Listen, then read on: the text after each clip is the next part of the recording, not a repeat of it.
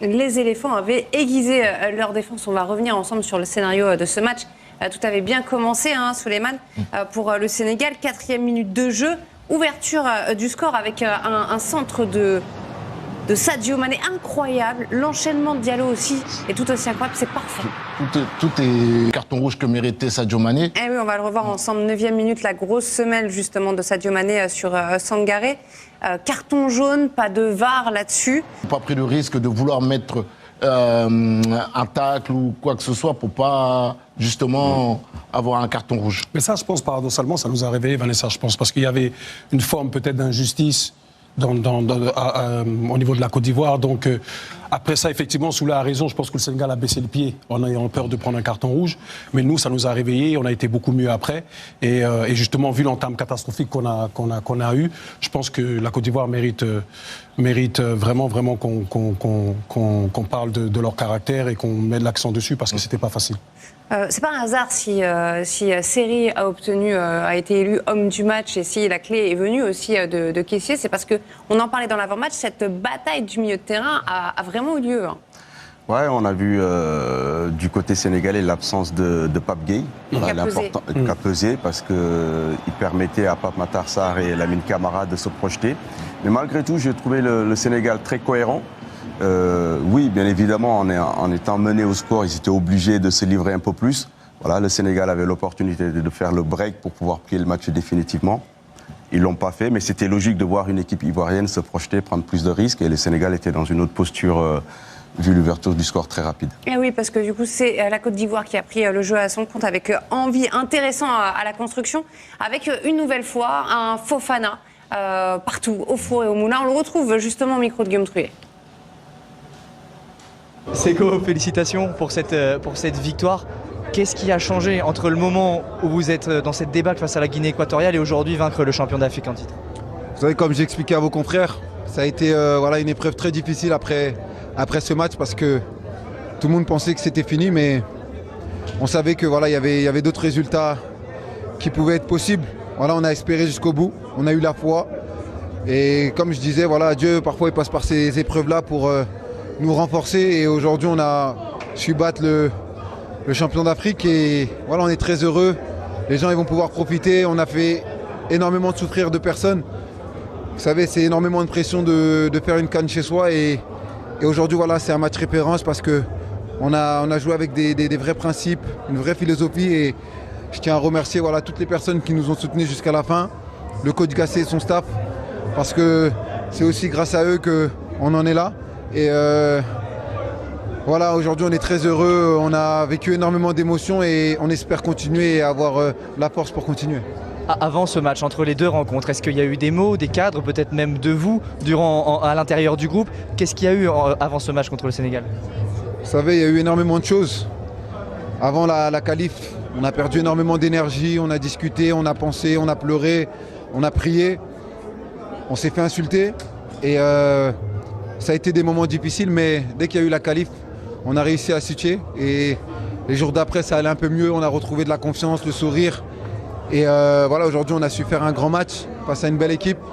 Et malgré les épreuves, on a continué à jouer et on mérite amplement notre victoire. Et aujourd'hui, on peut être très fiers et heureux et continuer comme ça. Super, merci. Mes félicitations. La réaction d'orgueil, c'est ce qu'il explique littéralement, Fofana. Oui, et puis c'est ce qui était attendu. Effectivement, il y a de la pression parce que c'est une CAN qu'on joue chez nous. Mais ces cadres-là qu'on a vu aujourd'hui délivrer, que ce soit Seko, que ce soit Kessié, c'est les leaders, donc on les attend. Donc c'est normal qu'on leur tape dessus quand ça va même bien. Et aujourd'hui, ils ont repris du présent, mais ils sont dans leur rôle. Et c'est très très bien, j'espère que ça va continuer. Au mental, à la différence de ce qu'on avait vu justement face à la Guinée équatoriale. Le cas de la Côte d'Ivoire, dans ce cas de figure, il y a deux cas. Il y a le cas où il y a l'effet, quand Jean-Luc Gasset démissionne, l'effet électrochoc où tout le monde se remobilise, tout le monde tire dans le même sens. Et il y a le cas où on prend un coup derrière la tête, on peut plus rien faire. Et là, la Côte d'Ivoire a su bien réagir face à ce cas parce que c'est pas évident de se retrouver dans cette situation. On reprend notre film. Et, pour nous, c'était important de prendre la profondeur et c'est ce qui a fait qu'on est revenu dans le match. On va le voir, le tournant du match, justement, ce qui va provoquer l'égalisation de la Côte d'Ivoire. Donc, je disais, ce plaquage sur Pépé. Dans un premier temps, en plus, c'est ça qui est fou, c'est que c'est Pépé qui va prendre jaune. C'est revu par la barre. Penalty, jaune finalement pour Mendy. L'atmosphère irrespirable, et Kessié qui vient d'entrer avec Sébastien Haller, qui prend ses responsabilités. C'est courageux. C'est bien tiré. Oui, l'important, c'est que la décision finale, elle est la bonne. Parce que, bon, effectivement, c'était surprenant que l'arbitre ait pas sifflé pénalty, qu'il ait donné un jaune à Pépé. Il y a eu la VAR, elle est là pour ça. La décision correcte a été prise à la fin et Kessié a pris ses responsabilités et l'a marqué sur penalty. Mais ça, même nous, à l'œil nu, on l'a vu, il n'y a pas besoin de la VAR, on le voit, il touche le ballon avant, Mendy est en retard. À la limite, bon, tu ne le vois pas, tu ne donnes pas penalty, mais tu ne donnes pas un carton jaune à Pépé. Non, je pense que c'est la réaction de Pépé tout de suite derrière, mais voilà, le penalty est indiscutable. Mais surtout, ce qu'il faut souligner, c'est Oui, surtout en première mi-temps, le Sénégal a défendu en avançant face au jeu. Ouais. Et en seconde mi-temps, la Côte d'Ivoire a verticalisé un peu plus avec des ballons dans le dos, des ballons en profondeur, ce qui amène les occasions et les pénaltys. Donc je pense voilà, ils ont su trouver les clés en seconde mi-temps. Mais en première mi-temps, le Sénégal a maîtrisé les débats en défendant face au jeu. Voilà, c'est cruel pour le Sénégal parce que c'est un match très équilibré. Ce qui est dommage, c'est que c'est un match qui arrive très tôt dans la compétition, parce que c'est deux équipes qu'on aurait dû retrouver plus loin dans cette C'était une affiche de finale, ça, très clairement, et à l'image de ce qu'on a vu dans ce match-là. Le Sénégal, en plus, c'est cruel, parce que le Sénégal a eu des occasions, il y avait la place, mais ils ont clairement laissé les Ivoiriens prendre confiance et se dire qu'ils pouvaient le faire. En ouvrant le score très vite, on savait que le Sénégal allait se mettre dans cette posture-là, et on est très fort quand on joue de cette manière-là. La Côte d'Ivoire s'est projetée, on a eu des balles de contre, on a eu des situations pour faire le break. Voilà, malheureusement, il a manqué cette avant-dernière passe pour pouvoir punir cette équipe définitivement. Ouais, G8X, pensez bien, moi ça va pas, je suis encore sous le choc. Sénégal éliminé, éliminé par la Côte d'Ivoire au tir au but. Je suis encore sous le choc. Mais rien qu'avant la rencontre, quand je vais la composition, j'étais déjà choqué. Aliou Cissé, Flelou Cissé, j'ai pas une paire de lunettes, il faut quelque chose. Comment tu mets une compo comme ça? Tu ne mets aucun milieu, t'as vu le milieu? Un milieu à deux comme ça.